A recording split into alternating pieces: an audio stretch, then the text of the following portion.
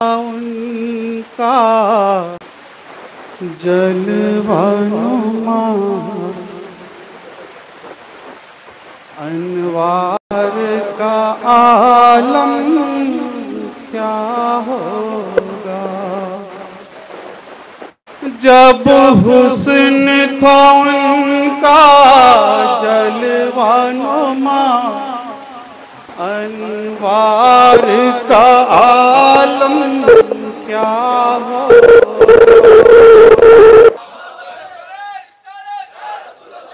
ए मुसलमानों, ए बेंगलोर के गयूर मुसलमानों, वक्फ तुम्हारी प्रॉपर्टी है। इन औलियाए की जायदाद तुम्हारी प्रॉपर्टी है। ये बदअकीदाओं की प्रॉपर्टी नहीं। जो कहते हैं मज़ारों पे चादर चढ़ाना शिर्क है, जो कहते हैं मज़ारों पे जाना बिदअत है, जो कहते हैं रसूल तो माशअल्लाह मरकर मिट्टी में मिल गए, ये उनकी नहीं है। ये इन्होंने बड़ी मेहनतें की हैं। कहां कलकत्ता है, कलकत्ता से बीजापुर आ रहे हैं, बीजापुर से कड़पा आ रहे हैं, कड़पा से बेंगलोर आ रहे हैं, और बेंगलोर की धरती पर आप तशरीफ लाते हैं। ये तमाम जगह खरीदते हैं और खरीदने के बाद आप कलकत्ता की सरजमीन पर जाते हैं। आपका विसाले मुबारक हो जाता है। यानी 1856 का वाकया है, आपका विसाले मुबारक हो गया। आपने बारे बार हजरत की तारीख को सुना होगा। आपका इंतकाल हो गया। आपको कलकत्ता गंजाम की सरजमीन पर आपको दफन कर दिया जाता है। लेकिन दफन होने के बाद ख्वाबों में बता रहे हैं, कभी किसी आलिम को, कभी किसी को, कभी किसी को, मुझे निकाला जाए, मुझे निकाला जाए। मेरी जगह है, मैंने खरीदी है, बेंगलोर है, शहर गुलिस्तां है, वहां मुझे लेकर जाया जाए, वहां मुझे दफन किया जाए, वो मेरी जगह है। ये हजरत कंबल पोश हैं जिन्होंने शहर बेंगलोर को पसंद किया। हजरत तारीख बता रही है कि ख्वाब में बता रहे हैं, एक को नहीं बारे बार बता रहे हैं। वो ब्रिटिश का जमाना है, अंग्रेजों का जमाना है। कलेक्टर के जरिए से आपकी कब्र को खोदा जाता है, आपकी लाशें मुबारक को निकाला जाता है। लिखने वालों ने लिखा है, बताने वालों ने बताया है, जब आपको कब्र अनवर से जब आपको निकाला गया तो क्या खुशबू भी आ रही है, कफन भी ऐसा का ऐसा ही है, तरोताजा है, लगता है हजरत को अभी गुस्ल करके अभी कब्र में सुलाया है। ये अल्लाह वाले होते हैं, इनका कफन भी मैला नहीं होता, इनका जिस्म कोई नहीं खाता है, न जमीन खाती है, क्योंकि ये अल्लाह वाले होते हैं। अल्लाह की मखलूकात इनके ताबे हुआ। 3 महीने के बाद आपको निकाला गया। 3 महीने के बाद बैलगाड़ी में कलकत्ता की सरजमीन से शहर बेंगलोर लाया गया, और लाने के बाद यानी बड़े बड़े अकाबीर मुफ्ती आज़म बेंगलोर हजरत सियापोश बाबा, जिनको हजरत हैदर अली, हजरत सैयदना हैदर कहा जाता है, मुफ्ती आज़म हिंद, यानी उनसे ताल्लुक था। हजरत मौलाना हशमत अली शेर बशे अहले सुन्नत से उनका ताल्लुक था। यानी वो हजरत इस बारगाह में आ चुके हैं, उनकी हाजिरी हो चुकी है। यह अजीम शख्सियत का नाम हजरत बाबा कंबल पोश रहमतुल्लाह अलैहि है। ये अपने वक्त के आलिम भी थे, ये आलिम रब्बानी भी थे, वो उलूम व फनून के मम्मा थे। आज जो आराम फरमा रहे हैं, अल्हम्दुलिल्लाह हमारा अकीदा है, जब वो इस जमीन के ऊपर थे तब भी आशिकों को देखा करते थे। आज कब्र में आराम फरमा रहे हैं, आज भी तमाम उस्साक को अपनी कब्र अनवर से हमें देख रहे हैं। रब्बे कायनात की बारगाह में दुआ करता हूं, अल्लाह रब्बुल इज्जत हम तमाम को औलियाए कामिलीन से मोहब्बत करने की तौफीक अता फरमाए। आमीन। वमा अलैना इल्लल बलागुल मुबीन। हसन सुन्ना, इससे अमल का जज्बा पैदा होता है और इंशाअल्लाह बुजुर्गान दीन से और तो बढ़ेगा। हम भी अपने आप को सुधार सकते हैं, संवार सकते हैं और बदल सकते हैं। तो यही मकसद है। मैंने शेर साहब के कहने पर जितने उलमा आइम्मा को दावत दी, तमाम उलमा ने सराहा और सबने मुबारकबाद पेश की। मुझे उम्मीद है कि इंशाअल्लाह अब आने वाला हर साल अजमत और का ये जलसा हर साल मनाया जाएगा इंशाअल्लाह। और आखिर में सरकार हुजूर ताजुश शरिया रहमतुल्लाह अलैह क्या खूब फरमाते हैं, यूं ना अख्तर को फिरा मेरे मौला दर दर, यूं ना अख्तर को फिरा मेरे मौला दर दर।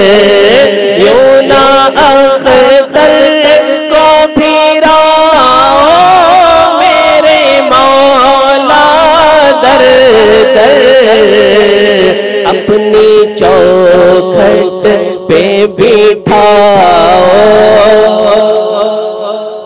अच्छा हो अपनी चौखट पे बिठाओ तो बहुत अच्छा हो, अपने दर पे जो बुलाओ तो बहुत अच्छा हो, मेरी बिगड़ी जो बनाओ तो बहुत अच्छा हो।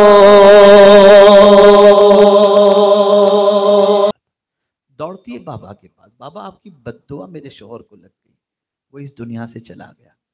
अब मैं किसी को बद्दुआ नहीं देता, और ये बात याद रखना जिंदगी भर, अल्लाह के वली कभी किसी को बद्दुआ नहीं देते, कभी नहीं। आप जरा देखें, वो आकर बाबा से कहता है बाबा आपने बद्दुआ दी थी इसके लिए मेरा शौहर मर गया। कहा नहीं, कहा फिर मेरा शौहर मरा कैसे? बस फलसफा समझ ले, तो वो तेरा महबूब था, तेरे कपड़े पर चीकड़ उछला तो तेरे महबूब ने गवारा न किया, और जब तेरे शौहर ने मुझे मारा तो मेरे महबूब ने भी गवारा नहीं किया। ये दोस्त, ये दोस्त।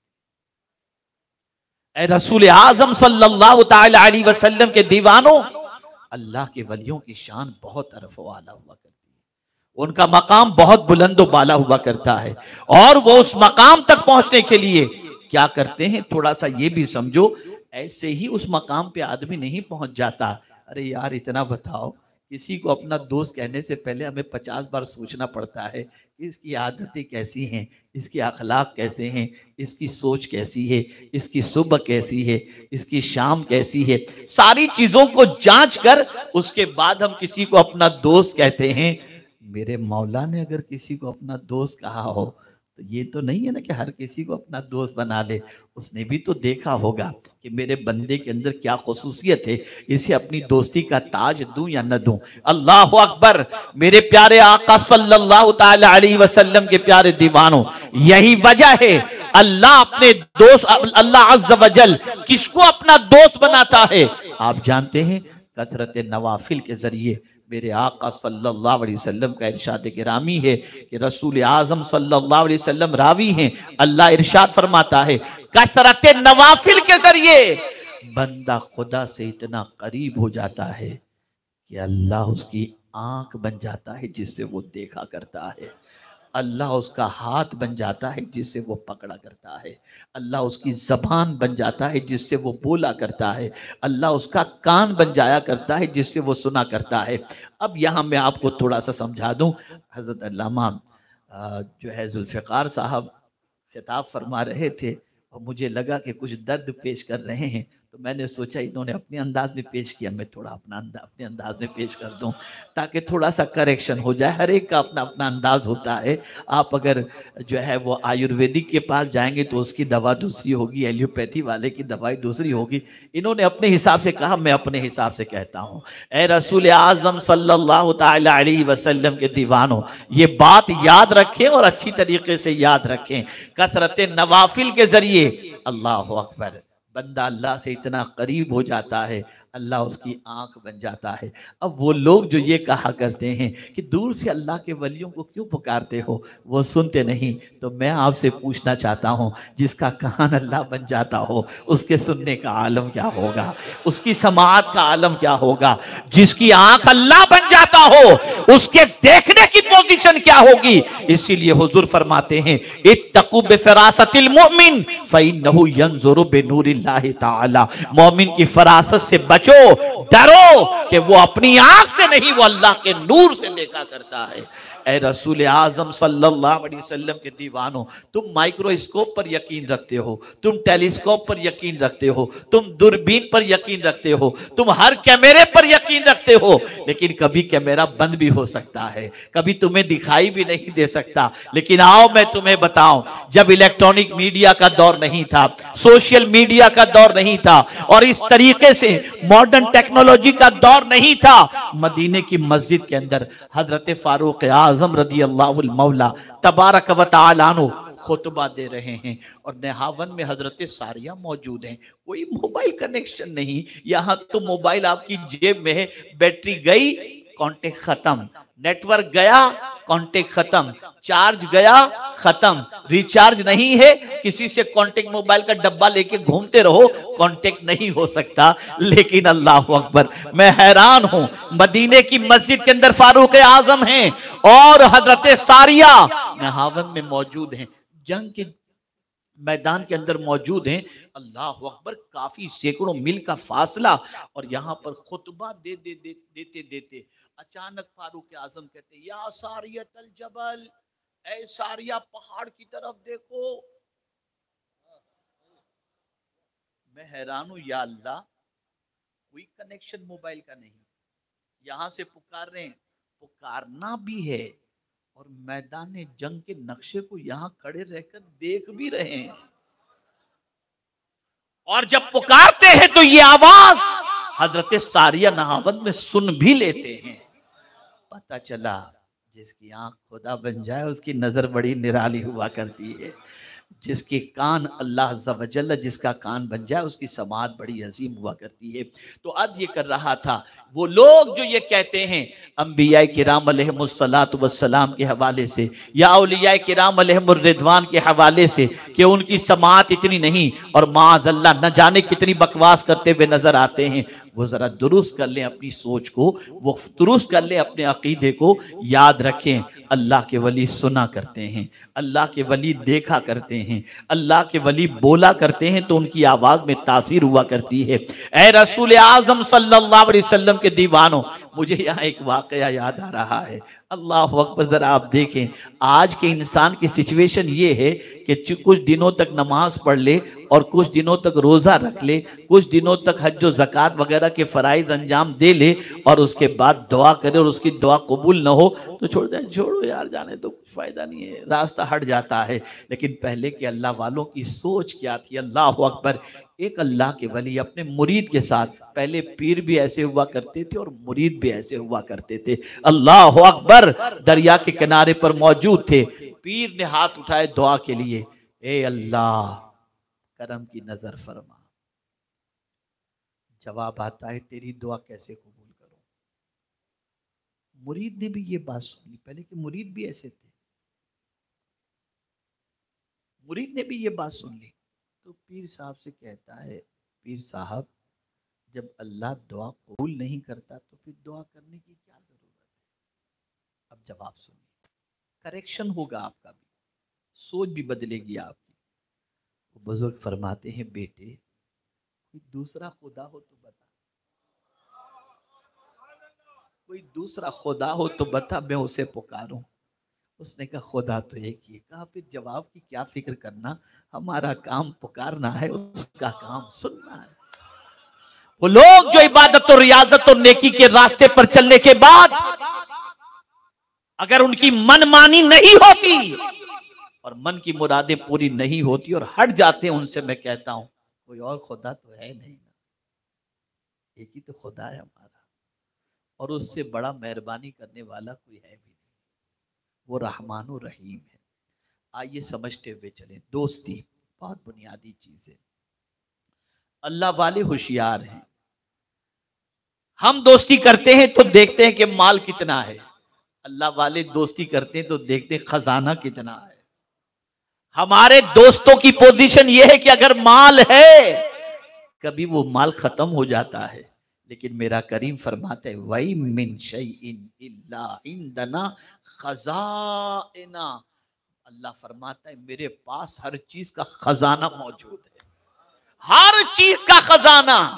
ये नहीं किसी मालदार के पास नोट होगी, अनाज नहीं होगा, कुछ होगा कुछ नहीं होगा, लेकिन कोई चीज ऐसी नहीं जिसका खजाना अल्लाह के पास हो। खजाना फरमाया, इससे पता चला हर चीज का खजाना अल्लाह के पास है। और ये बात बहुत अच्छी तरह से आप सुन लो, आपका कोई दोस्त है जिससे आपने दोस्ती की है, उसको फोन करने के पहले भी आप सोचेंगे यार रात के 3 बज गए, फोन करके कहाँ डिस्टर्ब करूं, सो रहा होगा, आराम कर रहा होगा। जॉब वाला है तो सोचेंगे जॉब में कहाँ डिस्टर्ब करूं, कभी देखेंगे तो स्विच ऑफ है तो आप कैसे फोन करें। इंसान दोस्ती करता है तो उसके साथ ये सारे मामलात आते हैं। लेकिन कुर्बान जाइए मेरे रब की अजमत पर कि मेरा रब फरमाता है ला ताखुदुहु सिनतुम वला नौम, मेरा मौला सोता ही नहीं है, तुम जब पुकारो तुम्हारी पुकार को सुन लिया करता है। क्या है उससे भी बड़ा कोई दोस्ती करने के लायक? अल्लाह वाले अक्लमंद थे, अल्लाह वालों की सोच बड़ी निराली थी, अल्लाह वालों की फिक्र बड़ी अजीम थी, इसलिए वो अल्लाह से दोस्ती का दम भरते थे। वो जानते थे अल्लाह किस चीज से खुश होगा, वो जानते थे कि दुनिया नाराज होकर कुछ बिगाड़ नहीं सकती, लेकिन अल्लाह नाराज हुआ तो दुनिया भी बर्बाद और आखिरत भी बर्बाद हो जाएगी। इसलिए मेरे प्यारे आका सल्लल्लाहु ताला अलैहि वसल्लम के प्यारे दीवानों, उन्होंने अपनी जिंदगी अल्लाह की याद के अंदर गुजारी, अल्लाह के जिक्र में गुजारी। हम दौलत देखकर खुश होते हैं, वो अल्लाह अज़्ज़ा व जल्ल का जिक्र करके खुश हुआ करते थे। अब यहाँ एक और छोटी सी बात समझाता हुआ चलो ताकि थोड़ा सा आप समझें। मेरा अपना ऑब्जर्वेशन है, मैं दुनिया के मुख्तलिफ मुल्कों का दौरा अल्लाह कराता है और मैं जाता हूँ अल्हम्दुलिल्लाह। साल में कई मरतबा अमेरिका, इंग्लैंड, यूरोप वगैरह दुनिया के मुख्तलिफ मुल्कों का दौरा करता हूँ। मैं आपको बताऊँ, जहाँ सबसे ज्यादा दौलत है वहाँ सबसे ज्यादा बेकरारी। चलिए आप सब जगह की बात छोड़िए, लोकल बेंगलोर को ले लीजिए। जिसके पास माल ज्यादा होता है ना, नींद की गोली लेनी पड़ती है। फुटपाथ पे रहने वाला खुदा की कसम कभी नींद की गोली नहीं लेता। या अल्लाह, मैं हैरान हूं, माल वाले को तो चैन की नींद आनी चाहिए, ये फुटपाथ ये कुछ चैन की नींद आ रही है। वो कहीं भी पेपर बिछाया और सो गया मजे से, स्ट्रीट लाइट के नीचे, एयर कंडीशन नहीं, नर्म गद्दा नहीं, सो रहा है मजे से। क्या वजह है, क्या सबब है इसका? समझो, माल कमाना बुरा नहीं, दौलत जमा करना बुरा, दौलत हासिल करना बुरा नहीं, बहुत बड़ा सरमायादार होना बुरी बात नहीं। सरमाया नहीं होगा मस्जिद कैसे बनाएंगे, सरमाया नहीं होगा मदारिस कैसे बनाएंगे, सरमाया नहीं होगा स्कूल कैसे बनाएंगे। और सुन लो, अपनी औलाद के लिए भी सरमाया छोड़ करके मरना ये भी बहुत अजीम चीज है।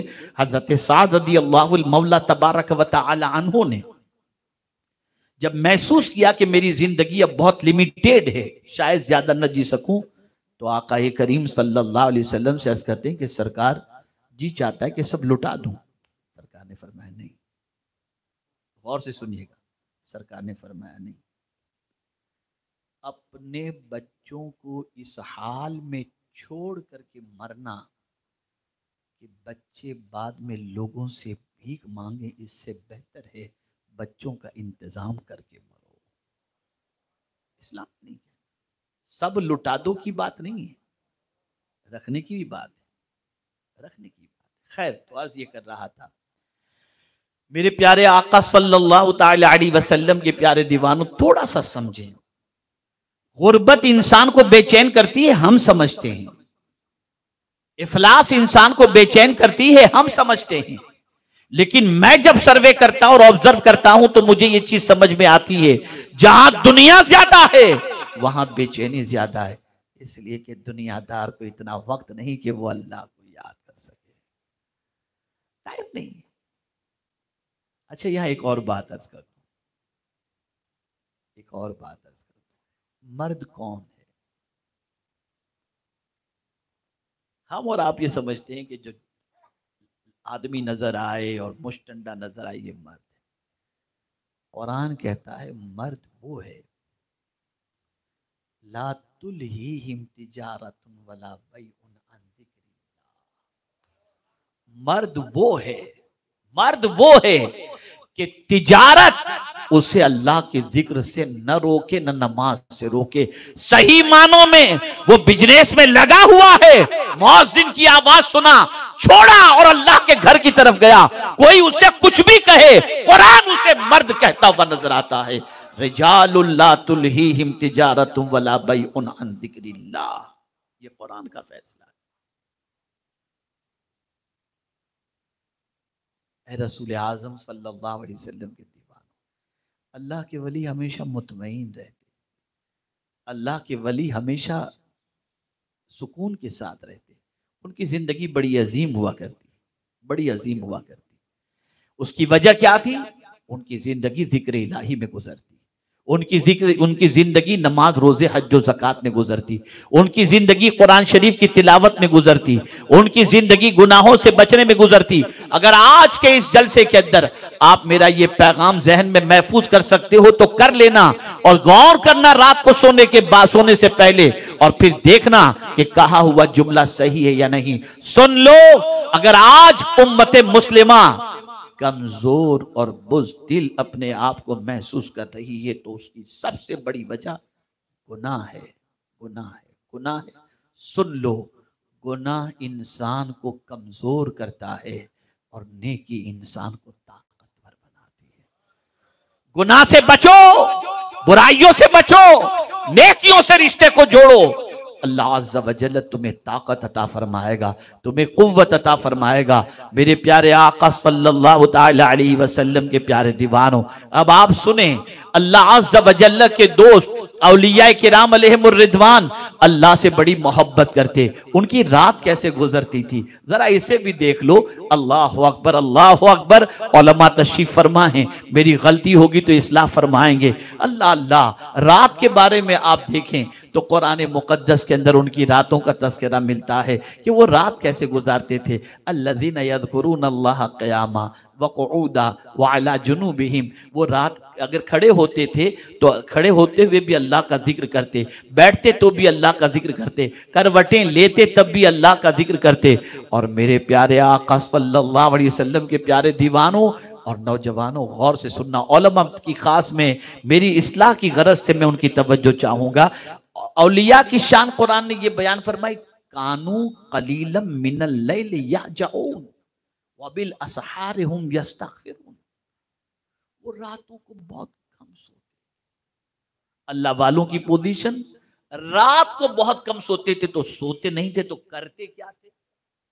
क्या हमारी तरह टप्पेबाजी करते थे? क्या हमारी तरह यूट्यूब पे लगे रहते थे? करते क्या थे रात को? इबादत करते, वो रियाजत करते थे।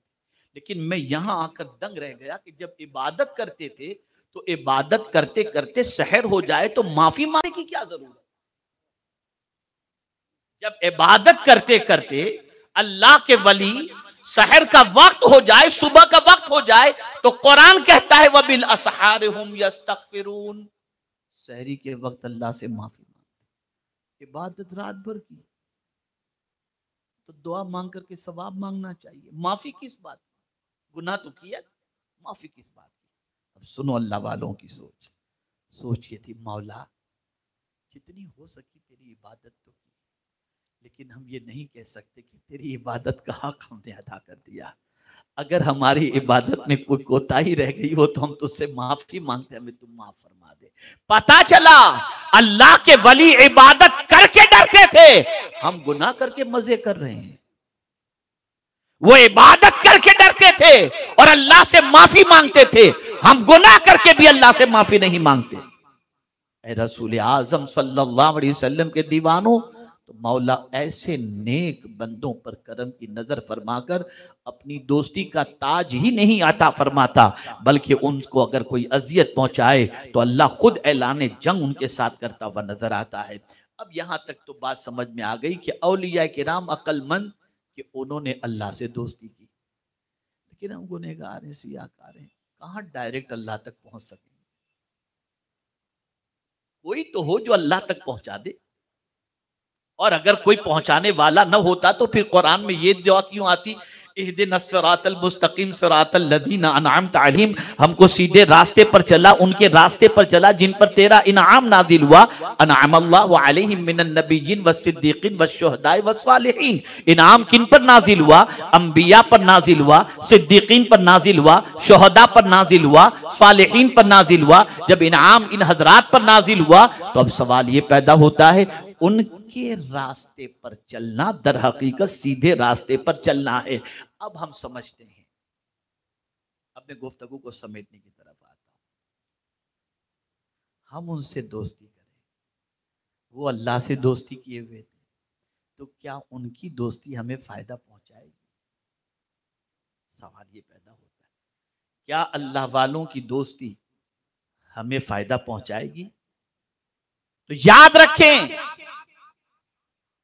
कयामत के दिन जिगरी दोस्त कुरान की रोशनी में एक दूसरे के दुश्मन बन जाएंगे। बाज जिगरी दोस्त बाज के दुश्मन बन जाएंगे। जो दुनिया में साथ जीते थे, जिगरी दोस्त थे, लेकिन अपने दोस्त की वजह से नमाज छोड़ी, अपने दोस्त की वजह से गुनाह में गिरफ्तार हुए, अपने दोस्त की वजह से पिक्चर देखा, अपने दोस्त की वजह से जिना के अड्डे पर गए, अपने दोस्त की वजह से अय्याशी की, अपने दोस्त की वजह से गबन किया, अपने दोस्त की वजह से खयानत की, अपने दोस्त की वजह से अल्लाह और उसके रसूल को नाराज किया। जब कयामत के दिन बंदे को जहन्नम में डाला जाएगा तो कहेगा, मौला मुझे अकेले को जहन्नम में मत डाल, मेरे दोस्त को भी जहन्नम में डाल जिसने मुझे गलत रास्ता दिखाया, उसे भी जा। तो ये जिगरी दोस्त कयामत में दुश्मन बन जाए। तो मौला कोई ऐसा दोस्त भी बता दे जो कयामत में दुश्मन न बने, कयामत में काम आ जाए, ऐसा भी दोस्त बता दे। तो कुरान ने कहा, अल अखिल्लाउ यौमइज़िन बअदुहुम लिबअदिन अदु इल्लल मुत्तकीन। कयामत में बाज जिगरी दोस्त बाज के दुश्मन बन जाएंगे मगर मुत्तकीन, यानी दुनिया में जो अल्लाह के वली होंगे वो अल्लाह के वली अपने मानने वाले और अपने से मोहब्बत करने वालों के दुश्मन नहीं बनेंगे, बल्कि कयामत के दिन उनकी कश्ती को किनारे लगाने के लिए अल्लाह की बारगाह के अंदर सिफारिश करेंगे और मौला उनकी सिफारिश कबूल करके उनके मानने वालों को जन्नत अता फरमा देगा। इसको मेरे आला हजरत ने बड़े अजीम बड़े प्यारे अंदाज में कहा, इस निशानी के जो सग हैं नहीं मारे जाते।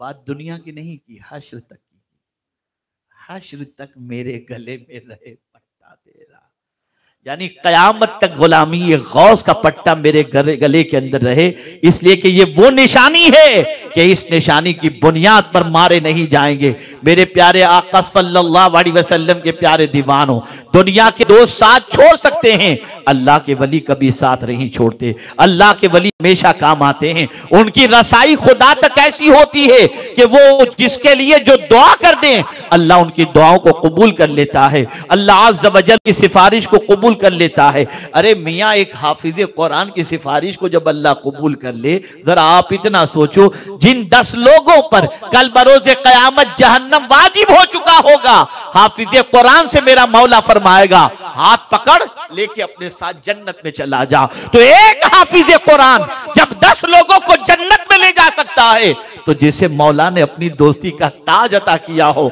उनका मकाम क्या होगा, उनका मर्तबा क्या होगा, उनकी शान क्या होगी।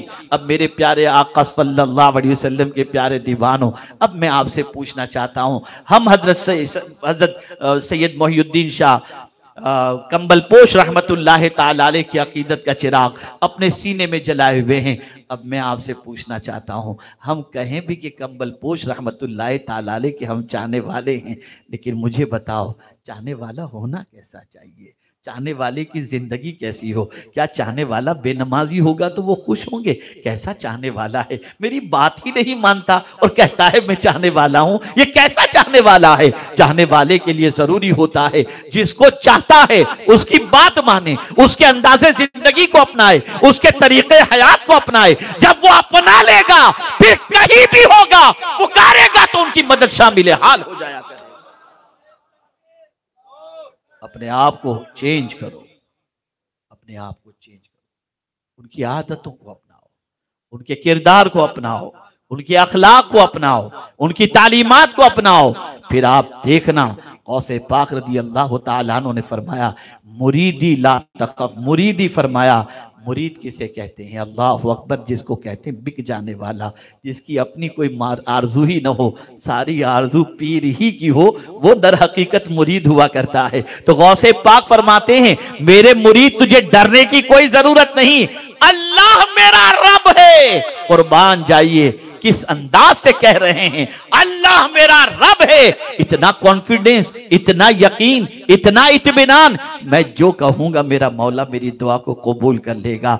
ए रसूल आजम सल्लल्लाहु अलैहि वसल्लम के दीवानों, अब आइए गुफ्तगू को थोड़ा सा समेट। बेअहमद मुजतबा दिले मुबतला का सलाम ले, ऐ हबीब अहमद मुजतबा दिले मुबतला का सलाम ले, जो वफा की राह में खो गया, जो वफा की राह में खो गया, उसी गुमशुदा का सलाम ले, ऐ हबीब अहमद मुझे मैं तलब से बाज ना आऊंगा, तू करम का हाथ बढ़ाए जा,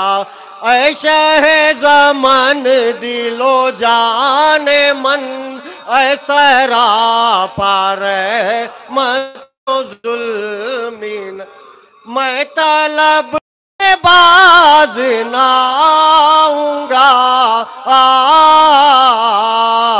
तू करम का हाथ बढ़ा ए जा, जो तेरे करम से है आशना, जो तेरे करम से है आशना, उसी आशना का सलाम ले, ऐ हबीब अहमद मुजतबा। यही रोज़ो शब है दुआए दिल के, मरूं तो तेरे दयार में, ऐ शह ज़मान दिलो जाने मन, ऐ सरापा रहमतो ज़ुल्मीनन, यही रोज़ शब है दुआ ये दिल,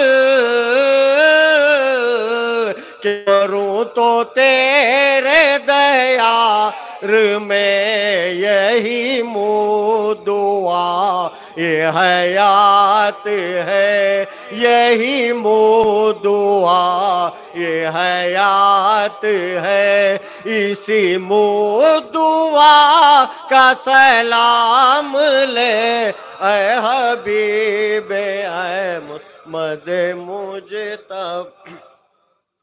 मुस्तफ़ा जाने रहमत पे लाखों सलाम, शम्अ बज़ में हिदायत पे लाखों सलाम, मुस्तफ़ा जाने रहमत पे लाखों सलाम, शम्अ बज़ में हिदायत पे लाखों, अब्र जूदो सखा किस पे बरसा नहीं, तेरा लुत्फो करम किस ने देखा नहीं, किस जगह और कहाँ तेरा चर्चा नहीं, एक मेरा ही रहमत में दावा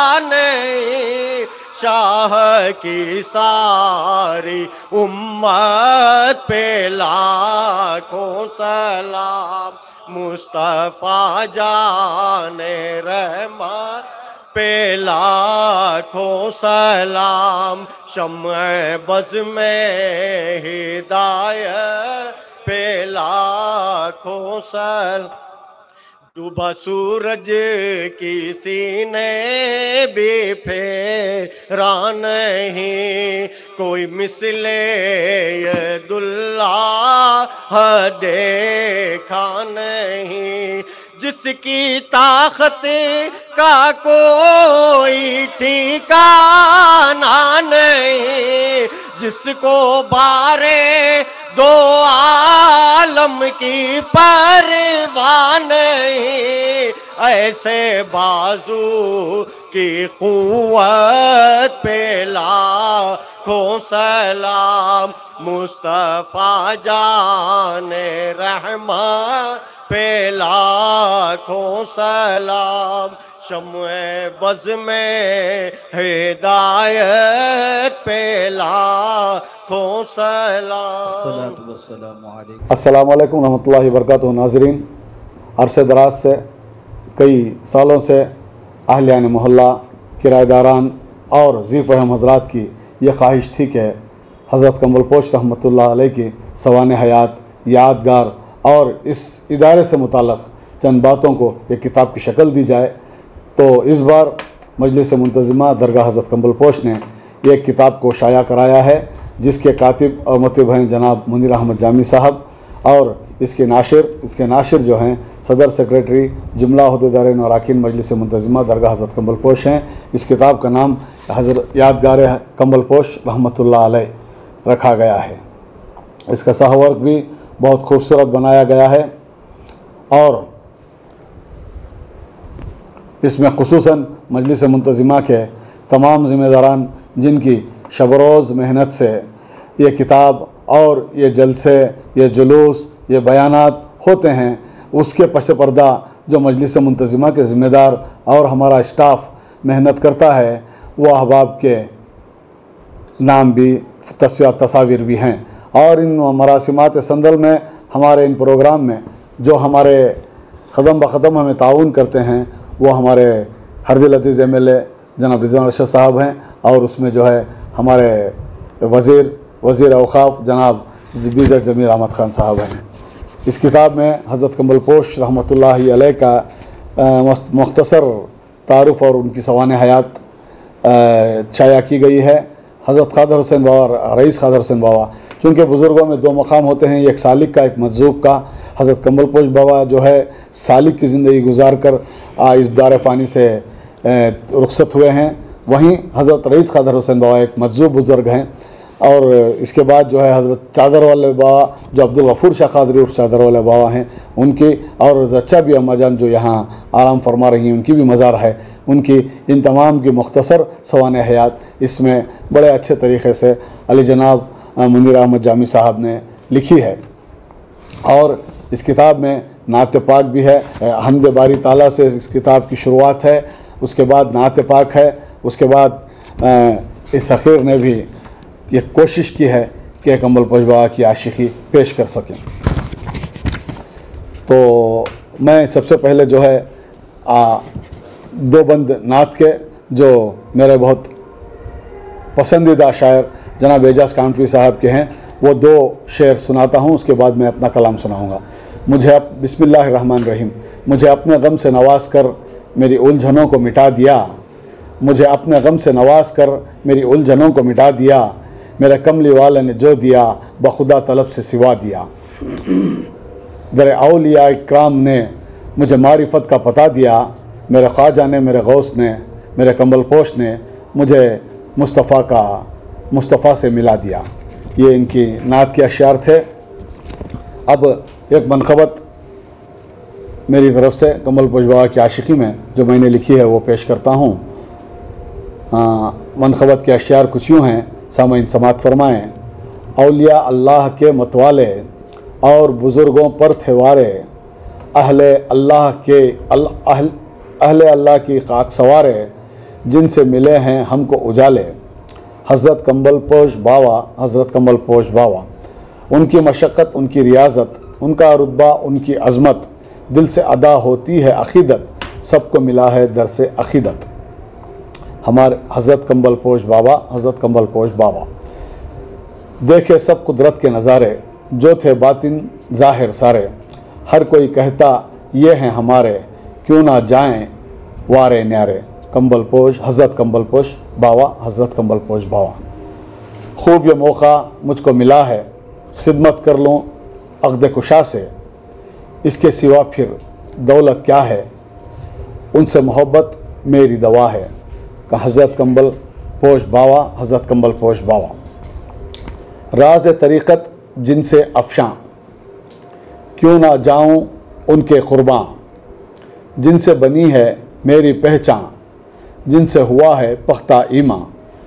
हज़रत कमलपोश बाबा बन के सवाली दर पर है आया, बरकत ने भी फैज़ है पाया, रब की अता इस दर से मिलाया, शुक्र खुदाया।